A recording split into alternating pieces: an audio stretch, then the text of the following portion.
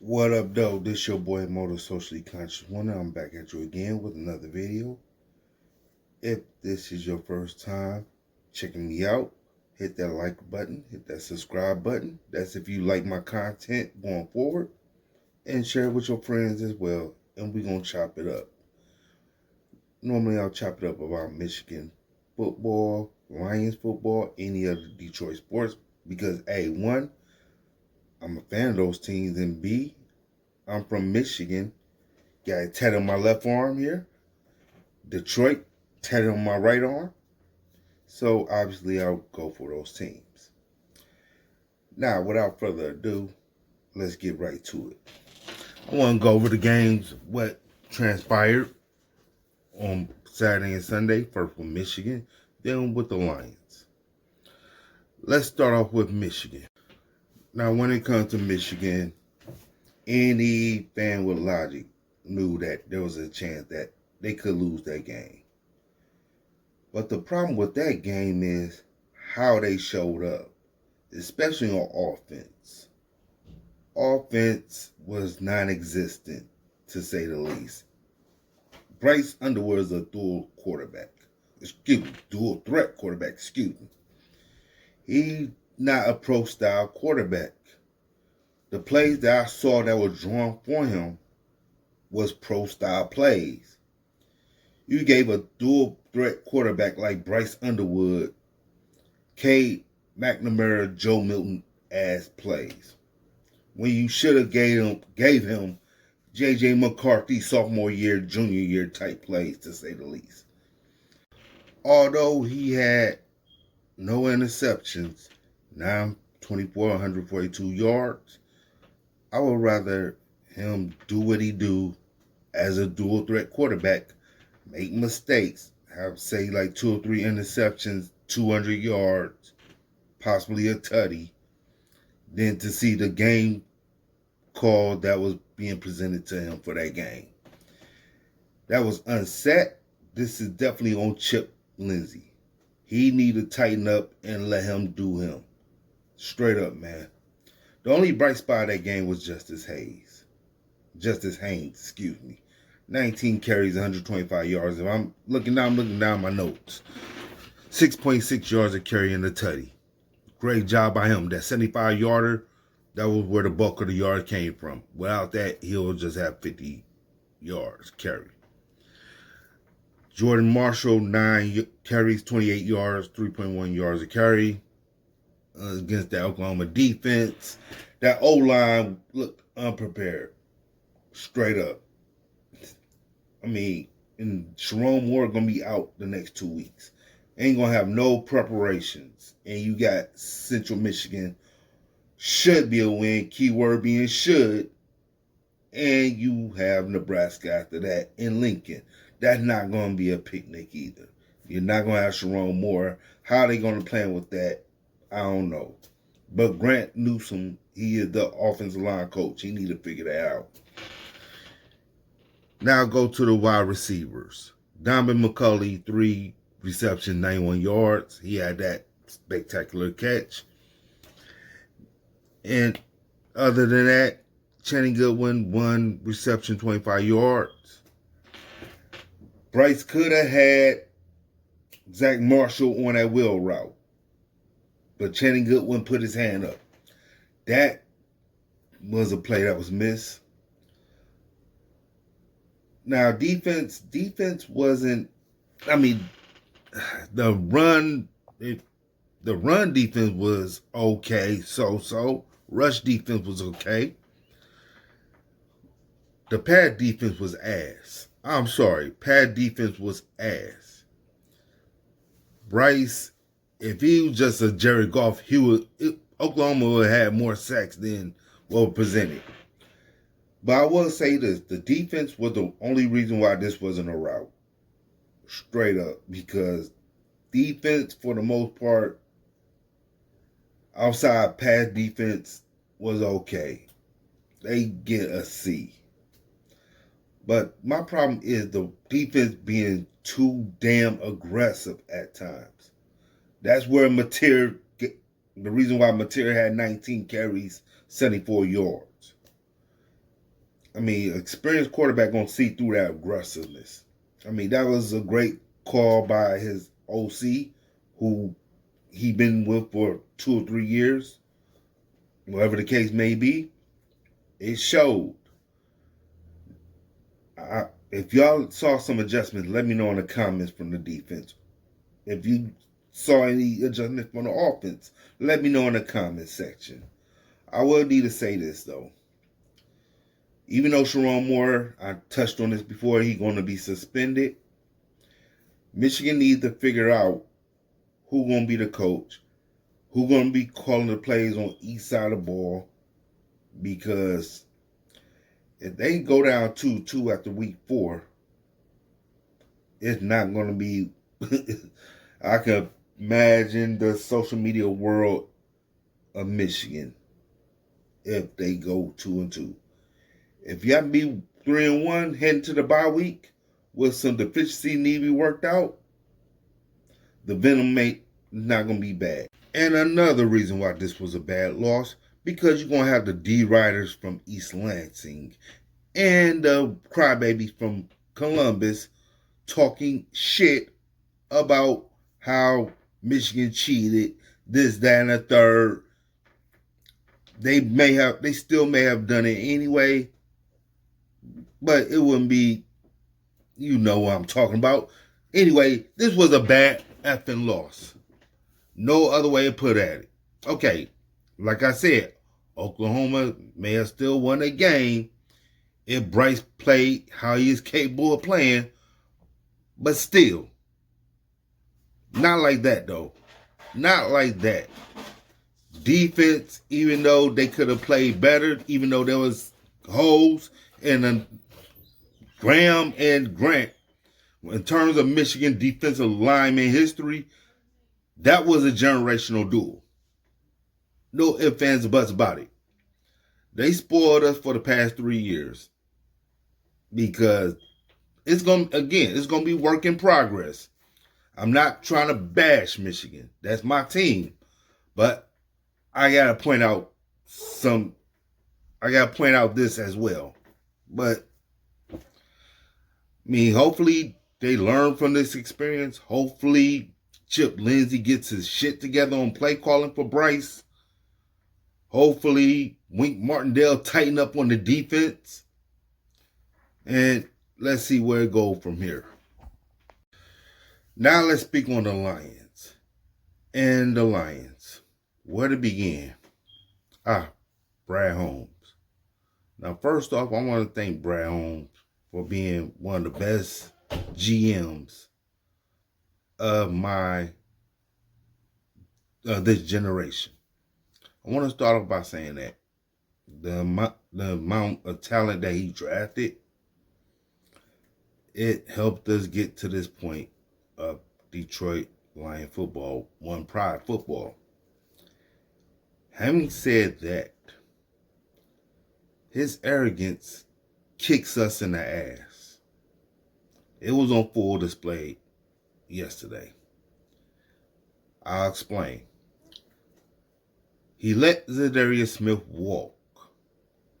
He could have re-signed Zadarius Smith, but instead he wanted to focus on the player that he drafted, which is fine. Nothing wrong with that. However, if you have the chance to get free agents to come to Detroit, that could help you get to that next level, help you achieve to win the Super Bowl, help you have a parade down Woodward Avenue. You need to do what need to be done to get those players to Detroit. And Brad Holmes' arrogance gets in the way of that. The amount of depth on the edge is abhorrent, to say the least. We know Hutch. Hutch is a bad mofo. No ifs, ands, or buts about it. If you hear, that's my dogs in the background. But, yeah, back to Hutch. He is a beast. But he just come off of an injury. A catastrophic injury at that. He's not going to pick up where he left off. And I'm going to touch on Hutch and the starters in a little bit. But you come back with Hutch and you put all your eggs in the Marcus Davenport basket. Why? Given his injury history, why? Why? I mean, when healthy, yes, he can be great. I mean, he can be good, excuse me. He can be real good when healthy. Keyword, being healthy. You gonna put your eggs in that basket again? I mean, Brad Holmes' arrogance is gonna cost us dearly, man. If he do not tighten up on that and see the whole big picture. Again, I'm grateful for Amara. I'm grateful for Panay. I'm grateful for Laporta, Jameer, everybody who drafted. I'm grateful. But he just need to be more aggressive in getting the free agents. It don't have to be Micah Parsons, because I do understand you still got to pay Hutch later on down the line. But come on, man. Come on. Hey, bro, come on now, dog. Come on, man. Moving on to the team. Dan Campbell, and the players. Let's start off with Dan Campbell. Okay? We got new coordinators. We lost Ben Johnson. We lost AG. Now, you got new coordinators, whether it's Shep or Johnny Morton. The best thing to do would have been to have the starters do reps. Not talking about reps doing joint practices, but talking about reps doing an actual preseason games to see where y'all stand at. Also to see what needs to be worked on, what needs to be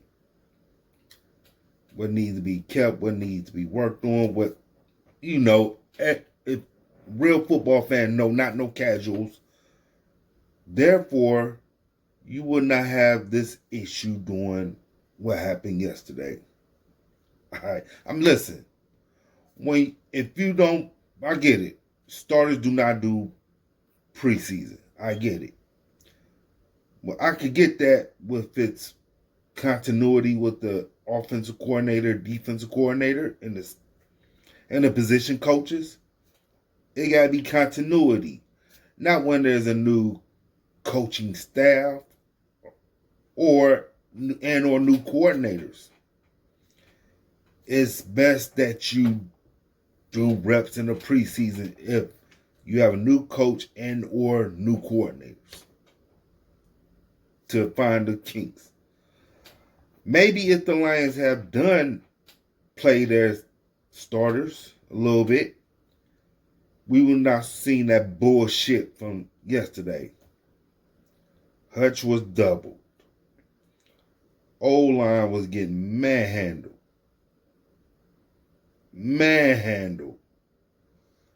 I mean,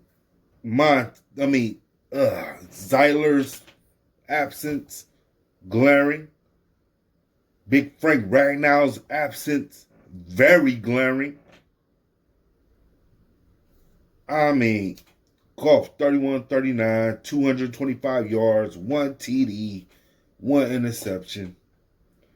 Monty, 11 carries, 25 yards, 2.3 yards a carry. Jameer, 9 carries, 19 yards, 2.1 yards a carry. 10 receptions, 31 yards, 3.1 yards a reception. Laporta had a decent game, 6 carries, 73 yards. Amara, 4 yards, 45 carries. Tesla had that nice reception for that 1 TD. Hell of a catch. J-Mo, 4 reception, 23 yards. That game lets us know right there. Green Bay, they don't fear Sun God. They don't fear Laporta. I mean, that game right there, bruh. If we lost that game, if we would have lost versus the Packers, I get it because they're a good team. I'm sorry, they're not 2 touchdowns better than us. There's no way in hell they are 2 touchdowns better than us. Our pass defense in that game was ass as well. Complete ass. I mean, run defense was all right. Josh Jacobs got going. I mean, and the most killing thing about that is we were controlling the time of possession. We had control of time of possession. It's just our play calling was ass. And front office being arrogant is the result of what happened yesterday. And now you have a must-win game in week 2 versus Chicago. That's no ifs, ands, or buts about it. You cannot go down 0-2 before hitting Baltimore. That definitely cannot happen. Listen, I get it. The Lions' schedule was a lot tougher.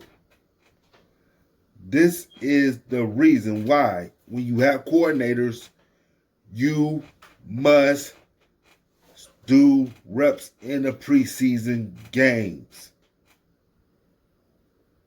Therefore, you can let Brad know, hey, we gonna need edge on the other side of Hutch. We need to see what other team going to do so we can get a great feel of how we could adjust to that or be on the lookout for that. I mean, yeah, the Lions going to get better, I suppose. But that first game left a lot of questions. A hell of a lot more questions than answers that need to get figured out fast. Because after Chicago, you got to go to Baltimore. You're going to get a feisty-ass Cleveland team. Then you're going to go on the road for back-to-back versus Cincinnati and Kansas City. This shit got to get figured out fast. Listen, can the Lions and Wolverines rebound? Absolutely. It's all about what both of those teams do moving forward, how both of those teams adjust. We already know we're going to get a kick in the ass from the national media. And if you're in the metropolitan Detroit area, you already know how the local media is going to get down. So expect it. Depending on who you cheer for, that is. If you cheer for Sparty, then your weekend wasn't that bad. But if you, with the Wolverines, excuse me, I'm getting a little tongue-tied. And by the way, my alma mater lost to King. They took a L. So it was a shitty weekend football altogether. So all I'm saying is just be cautiously optimistic as far as aspiration go for both of those teams. I know I'm sounding redundant, but let's see how it goes in terms of the Lions. How are they going to address the deficiency in the edge position, among other deficiencies? And the Wolverines, let's see how they're going to do and how they're going to adjust with the O-line to adjust to Bryce Williams' capabilities in development going forward. That's all I'm saying. Look, let me know what y'all think on this video. If you thought I was spot on, leave a comment. If you thought I left a little meat on the bone, leave a comment. If you liked the video, drop a like and subscribe to my content going forward. Subscribe to my channel.